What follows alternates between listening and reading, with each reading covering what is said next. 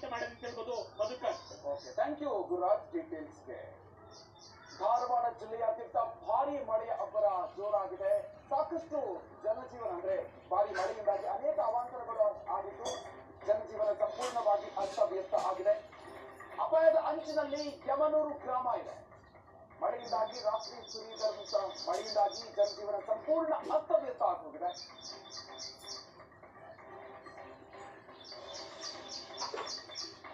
ಯಮನೂರು ಗ್ರಾಮ ಸಂಪೂರ್ಣವಾಗಿ ಆ ಗ್ರಾಮದ ಜನರ ಜೀವನ ಅಸ್ತವ್ಯಸ್ತ ಆಗಿ ಹೋಗಿದೆ.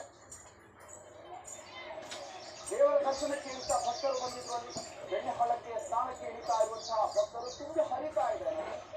ಈ ಸಂದರ್ಭದಲ್ಲಿ ನೀರಿನಲ್ಲಿ ಭಕ್ತರು ಉಚ್ಚಾಟವನ್ನು ಕೂಡ ಬೆಳೀತಾ ಇದ್ದಾರೆ. ಯಾವ ಪ್ರಮಾಣದಲ್ಲಿ ಮಳೆ ಸುರಿದಿದೆ ಅನ್ನೋದನ್ನು ನಾವು ದೃಶ್ಯಗಳಲ್ಲಿ ಗಮನಿಸ್ತಾ ಇದ್ದೀವಿ. ಮಳೆಯಿಂದಾಗಿ ಅನೇಕ ಮನೆಗಳಿಗೆ ನೀರು ನುಗ್ಗಿ ಅವಾಂತರ ಸೃಷ್ಟಿಯಾಗಿದೆ. ವರುಣನ ಪ್ರಹಾರಕ್ಕೆ ಜನಜೀವನ ತತ್ತರಿಸಿ ಹೋಗಿದೆ.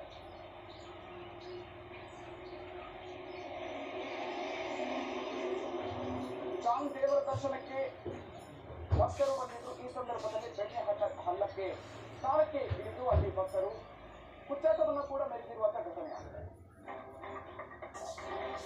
ಉತ್ತರ ಕನ್ನಡ